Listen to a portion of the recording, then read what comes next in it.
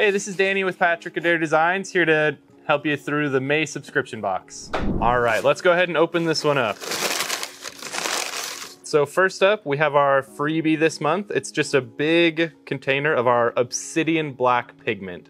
This is our most popular color pigment, so we're just giving you a whole lot of it this month, just so that you can have it for future rings. Okay, let's go ahead and open this one up. So for this month, we're going for a Supernova theme. So we have our aqua glow powder, and then we have quite a few materials. So we have lime Ricky opal, which is kind of just a really nice purple, and it gives off a green hue when you catch the light the right way. Then we have our amethyst. This one's awesome. It has a nice purple color to it, but then it also gives the ring a lot of depth just because of how opaque it is. Then we have obsidian. This one is just gonna add another nice element of depth to the ring. Obsidian's really cool to work with because of the black shiny color it gives off. And then we have black marble. Black marble is really cool. It's fun to work with, and it's nice and black. And then last of all, we have turquoise dust. So this one's just gonna look really cool because you're just gonna catch the turquoise every once in a while when the ring catches the light the right way. You're not gonna notice it all the time, but it just adds a cool accent to this ring. And then this month we're doing something different. So this ring is gonna be made on a carbon fiber band. So as you can see, there's no inlay channel on this ring blank. So with this one, it's gonna be a really special domed look. Think maybe kind of like our halo ring. It has that nice domed finish, and it's just gonna cause the ring to have a really like almost 3D space effect, which is what we're going for, because you're gonna be able to see into the inlay from every direction. Well, from 180 degrees pretty much. So it's gonna just have this ring look really cool. All right, let's go ahead and get started then. Okay, so our first step is going to be adding our crushed up turquoise to our mixing vial. The turquoise, for some reason, gets basically lost in the sauce, if you know what I'm saying, in this ring as we add more and more stuff. So we're gonna make sure we add a good amount of the turquoise. After that, we're gonna go ahead and start crushing up our different materials. I started off with the black marble, and as I was crushing it, you just wanna make sure that it's not turned into a dust or overly small. We're going for like a medium-sized piece. So we just wanna crush up the existing pieces to about half of what they were. Should be a fairly easy process, but we just went through each of the different materials. I started with black marble, and then I crushed up the obsidian, then I crushed up the amethyst, and lastly, I crushed up the lime Ricky. Obviously, you can do that in any order you would like. And as I was crushing the materials and adding it to the mixing vial, I did my best to make sure that I got a fairly even amount of each material. With the turquoise, we did try to add a little bit extra turquoise because it can get lost in the mix, but go ahead and do a fairly even amount, or add as much as you want. I went with a fairly even amount of each. The wonderful thing about the subscription box is you can really customize it and make it your own ring. So as you're adding the different materials, go ahead and add as much or as little of each material as you would like.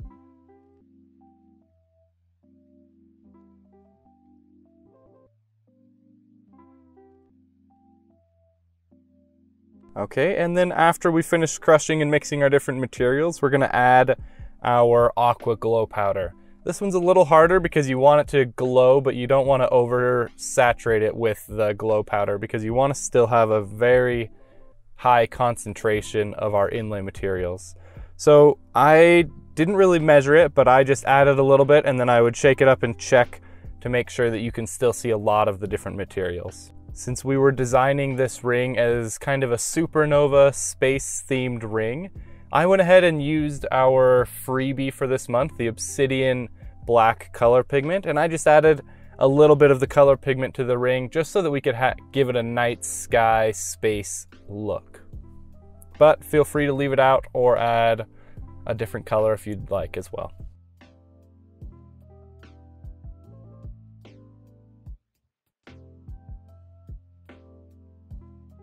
All right, once we've finished our mix, we're gonna go ahead and put our carbon fiber band onto the mandrel and get started with the inlay. It's a cool process, so I had a lot of fun making this ring. It was a cool experience doing a couple different prototypes and learning how to make this ring since I'd never made anything like this. Okay, so the first step is to use the medium CA adhesive, and I just did small patches of the ring from edge to edge to make sure that we cover up the entire carbon fiber blank. With this one, you're not really worrying about shaping or anything. You just want to cover up the entire band with our mixture. So I just went around the entire ring basically by quarters using the medium CA adhesive to just create a nice base of our mix all the way around. One thing to be careful of is to not spill the CA adhesive onto the ring mandrel, because you'll glue the ring to the mandrel, which is super obnoxious. So be careful with that. I actually ended up doing that when I was using the super thin later on. So just be careful of doing that.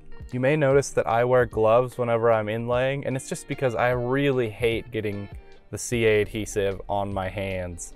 It drives me insane. So I just always wear gloves for this step just for that reason. You definitely don't have to. It drives me insane getting it on my fingers. So I always wear them for this step.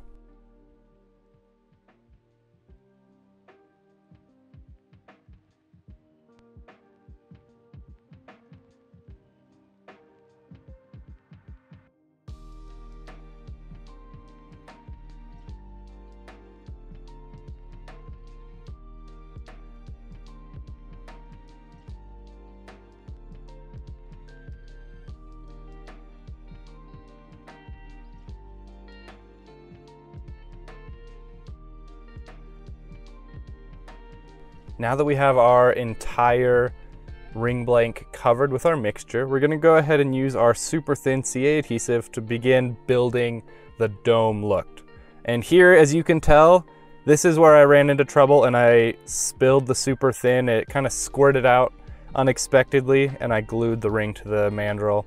I'll take care of that later, but just wanted to point it out that even someone that's a little bit seasoned can have troubles with the super thin. So if you don't feel comfortable using the super thin adhesive, go ahead and do it with the medium right here. It's not gonna affect the quality of your ring too much. This step isn't very tricky, it just takes a little bit of time. You're just gonna keep alternating between your CA adhesive and your mixture to build up the ring so that you have enough layers and mixture there so that you can create this nice domed look. I've focused mostly on building up the center, but you're obviously going to build up the edge as you do that. So I would alternate getting the entire ring wet with the super thin CA, and then I would add another layer of the mixture, wet that again, add another layer. And after I'd done that, I think I did 4 layers, I used the accelerator to cure the ring. Once you've used your accelerator to cure the ring, go ahead and let it sit for 15 to 20 minutes. If you start working on the shape of the ring too early, you'll rip the entire inlay off the band. So you really have to make sure to let the CA set and bond to the carbon fiber. So I did about 15 to 20 minutes and I found that it was okay to work with. Now that we've let the ring cure and sit for 15 to 20 minutes, we are going to go ahead and use the Dremel to begin shaping our ring. So the first step with this is just going to be to level off the top of the ring essentially. So I just went around the entire ring and tried to keep the Dremel as flat as I could to create just that nice level top. Next, I used the Dremel once again to bevel the edge essentially. So I tried my best to just keep it at a nice steady angle and go all the way around the ring and create that bevel. That way you can go through and dome it later on. All right, so I feel most comfortable using the Dremel at a downward angle to create this bevel.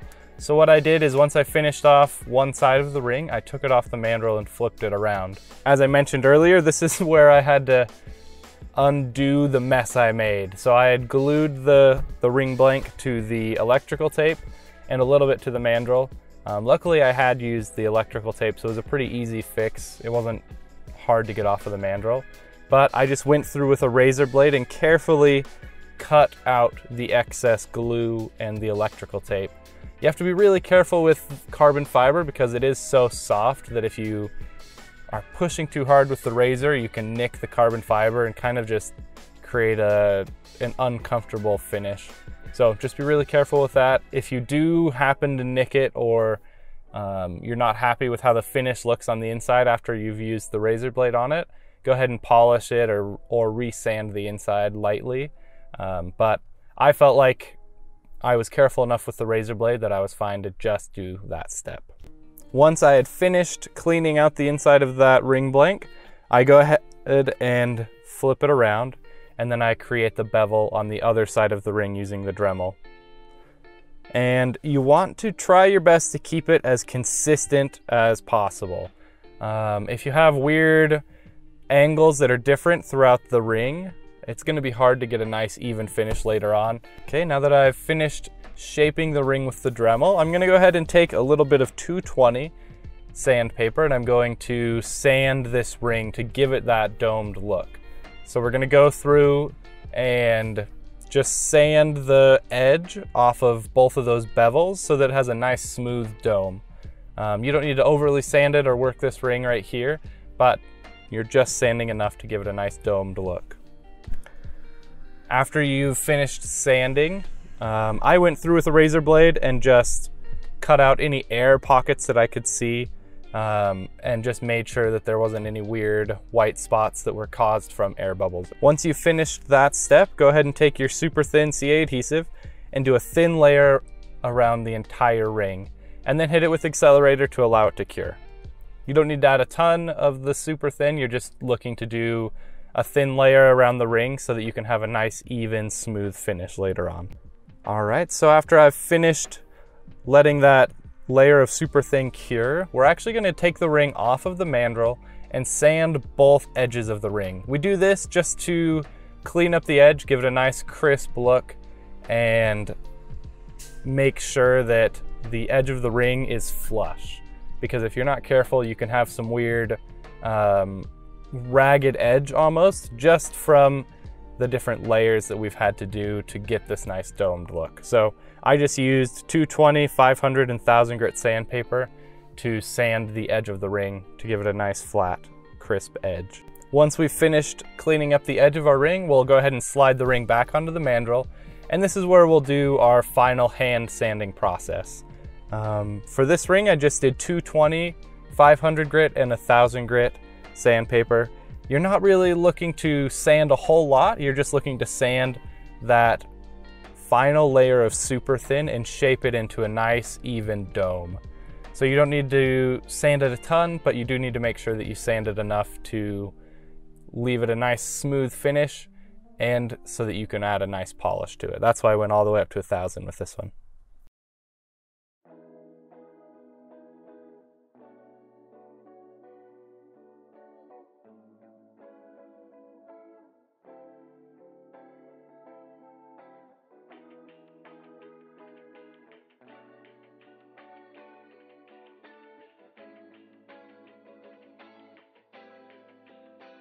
Once we've finished sanding, we're gonna go ahead and polish.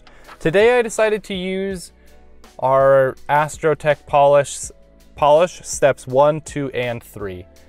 With a lot of rings you can just do our step 2, it gives it a nice finish, but I really wanted this ring to have a nice high gloss finish so that you could really see down into the amethyst and the obsidian, and just to have a nice high polish finish with this one. So obviously we started off with step 1, which is just our rough polish. So we started off with that, and then we worked our way up to our mirror finish polish, which is our step 3 polish. Alrighty guys, so this ring was a ton of fun to make. I actually really enjoyed this one. Like I mentioned earlier, I'd actually never made a ring anything like this. So it was a really fun process to learn how to make it, prototype it, and just kind of perfect the process. I really hope you guys enjoy this one as much as I did. It was a lot of fun to make, and I'm really happy with how it turned out. I like the domed look. I really like the obsidian and the amethyst pieces that you can see every once in a while in the ring. I think they give it a nice deep perspective almost. And then the turquoise and the black marble and the lime Ricky opal, I feel like really helped us create that supernova look. Just having the different colors and shades kind of just bursting out through the night sky essentially. So I think this ring looked really cool, and I hope you guys enjoyed as much as I do. Thanks for watching guys. I had a lot of fun making this ring. I really hope you guys like it as much as I do. I think it's a really cool concept, and I really think it does look really nice. Go ahead and go over to our Facebook page so that you can show off your different ring designs and learn other tips and tricks about the trade. Remember to like and subscribe, and I'll see you again next month. Thank you so much for watching.